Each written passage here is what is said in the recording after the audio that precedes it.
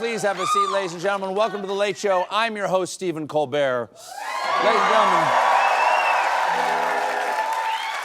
you know, I gotta say, after all these years, it's nice that Donald Trump is still able to surprise us. It's kind of sweet how he keeps the nausea fresh. It's because we all know he's a sack of loose skin stuffed with greed, but I don't think any of us expected him to accept a luxury 747 jet from Qatar for use as Air Force One. That's Qatari Air Force One. You know their slogan, yes, yes, speak louder into the tray table. Wow. The plane in question is one of the big old Boeing 747s, worth around $400 million. Of course, that's $400 million before you pay to check a bag. And of course, with a gift, it's not the money, it's the thought that counts. That thought, let's bribe the president. Now, ostensibly, and no, I don't know what that word means, Qatar is donating this new Air Force One to the government, but it's really just for Trump, because Air Force One is the president's personal plane. And when he's done being president, the plane would then be donated to Trump's presidential library, meaning he may continue using it after leaving office.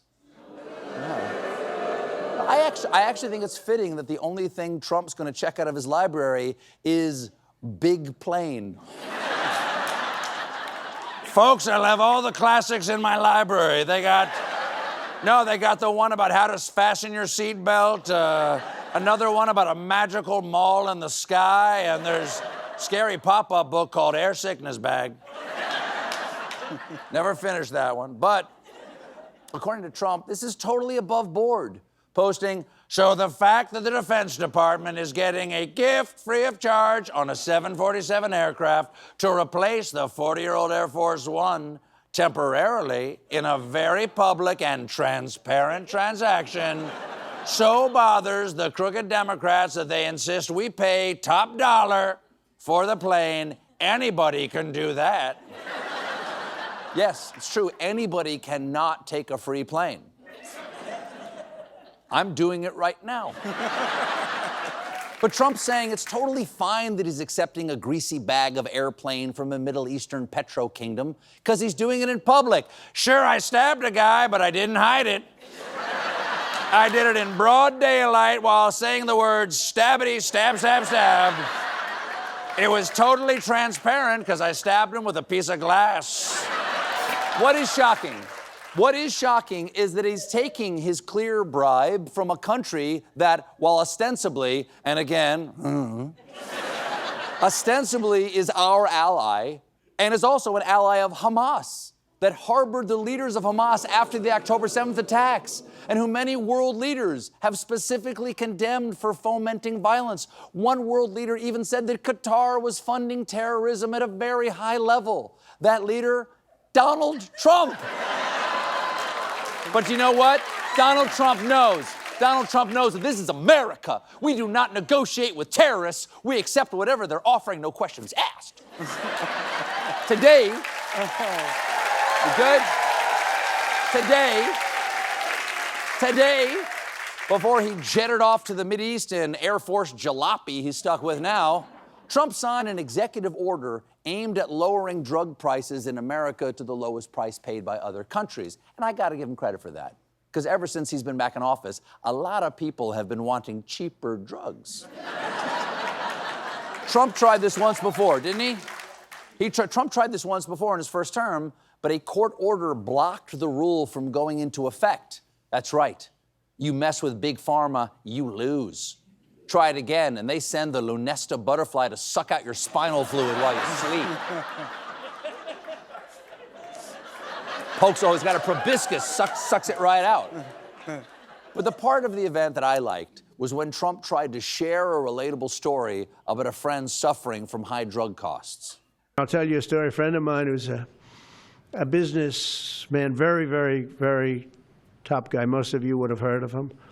Highly neurotic, brilliant businessman, seriously overweight, and he takes the fat shot drug.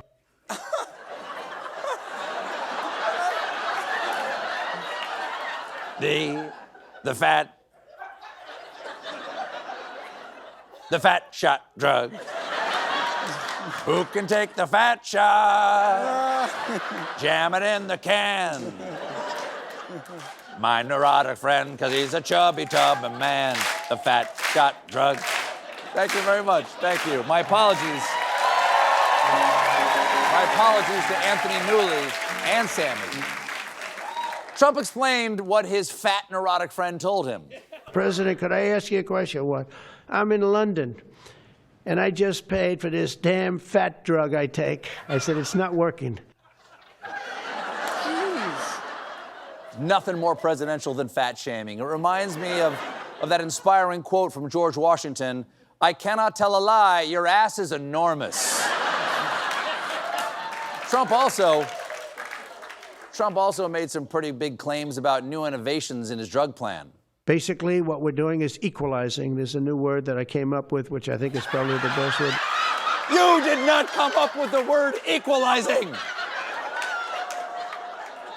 If you did, then what the hell has Queen Latifah been doing for 5 action-packed seasons right here on CBS?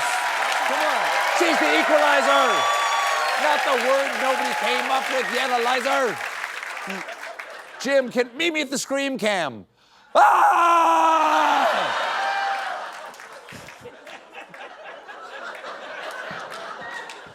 Keep that close. Free plane at participating Emirates isn't the only major trade deal Trump announced today, because after a weekend of negotiations, the U.S. and China are now taking a step back from their tariffs to pause for 90 days. This is a major victory for Donald Trump to somehow negotiate his way out of the economy-crippling tariffs put in place by Donald Trump. I'm told we have footage of Donald Trump closing the deal. Now, to be clear, I got something. I got 2 things.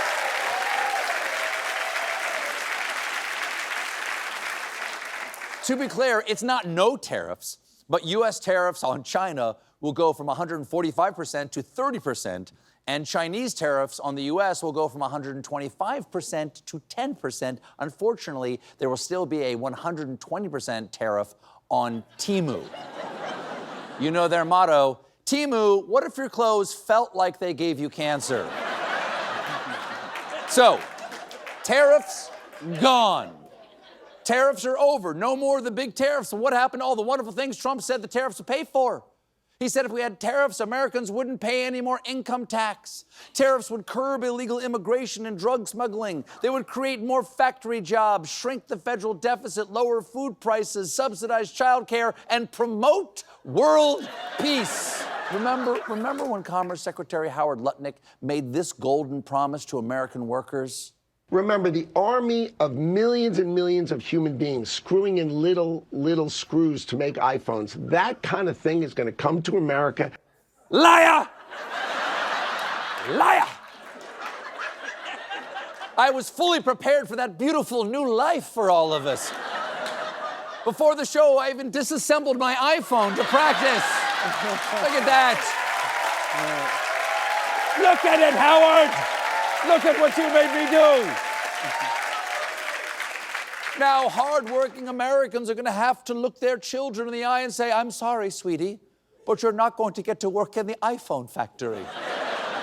With their little fingers twisting the tiny screws. What will they get instead? $30 for Christmas. You're sick, Lutnick, you're sick. Have an intern put this back together before the show is over. I have a phone call. Trump is also adding new friends to his administration. This time it's Fox News host Jeanine Pirro, seen here getting throttled by a ghost.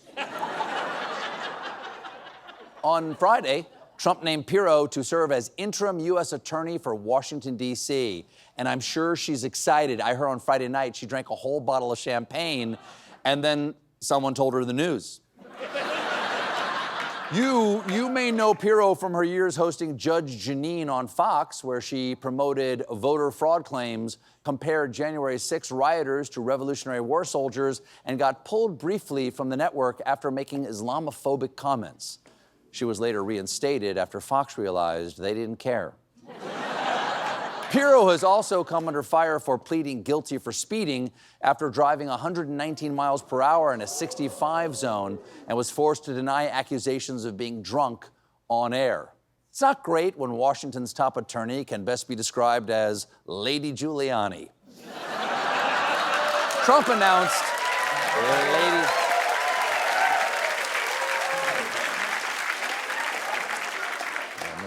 Trump announced the news on Truth Social, saying, Pirro is considered one of the top district attorneys in the history of the state of New York. She is in a class by herself. That class? Court-mandated traffic school. We got a great show for you tonight. My guests are Ryan Reynolds and Congresswoman Jasmine Crockett. And when we come back, it's puppies, y'all. It's puppies.